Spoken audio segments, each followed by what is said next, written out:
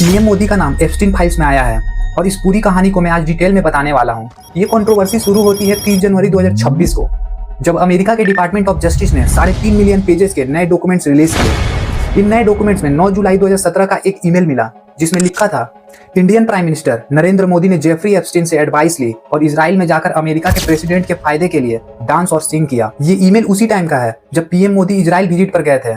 इस ईमेल में Epstein claim करता है कि पीएम मोदी ने उसकी एडवाइस फॉलो की और इजराइल ट्रिप का मोटिव ये था कि यूएस प्रेसिडेंट डोनाल्ड ट्रंप को इम्प्रेस किया जा सके। ये बात भी इंपॉर्टेंट है कि पीएम मोदी और डोनाल्ड ट्रंप की पहली मीटिंग 25 जून 2017 को वाशिंगटन में हुई थी और उसके कुछ ही दिन बाद पीएम मोदी इजराइल विजिट पर गए।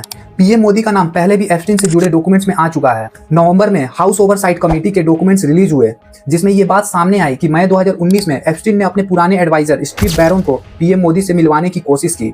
23 मई 2019 को जब पीएम मोदी दोबारा प्राइम मिनिस्टर बने तो स्टीव बैरोन की तरफ से एप्स्टीन को एक मैसेज गया जिसमें लिखा था कि वो पीएम मोदी के लिए एक 1 आवर का शो प्लान कर रहे हैं जो इंडिया के लिए होगा और उसमें अमेरिकन हिंदूज को भी लाया जाएगा। इस पर एप्स्टीन का रिप्लाई आता है कि मोदी का फोकस चाइना को रोकने पर है। इसके बाद एप्स्टीन को यह भी बताया गया कि वो स्टीव बैरोन के लिए पीएम मोदी के साथ एक मीटिंग सेट कर सकता है। कुछ घंटे बाद एप्स्टीन का एक और मैसेज आता है जिसमें वो कहता है कि पीएम मोदी मीटिंग के लिए ऑन बोर्ड आ गए हैं। ये क्लियर नहीं है कि ये मीटिंग कभी हुई भी या नहीं, लेकिन इतना जरूर दिखाता है कि एप्स्टीन एक high level meeting Steve Baron और पीएम मोदी के बीच अरेंज करने की कोशिश कर रहा था।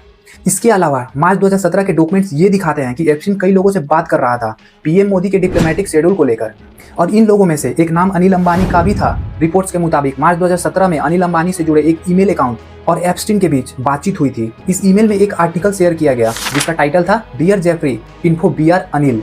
इस पर एप्स्टीन का रिप्लाई आता है, इजराइल नॉट फॉर ईमेल, यानी इंडिया इजराइल के इशू पर ईमेल में बात नहीं करनी चाहिए। पीएम मोदी के जुलाई 2017 के इजराइल विजिट से सिर्फ एक हफ्ते पहले लेकिन जेफरी एप्स्टीन का एक और इम्पोर्टेंट इंडियन कनेक्शन भी था, हरदीप सिंह पुरी। नवंबर 2015 में रिलीज हुए डॉक्यूमेंट से पता चला कि जून 2014 से जनवरी 2017 के बीच हरदीप सिंह पुरी और एप्स्टीन के बीच कॉन्टेक्ट था।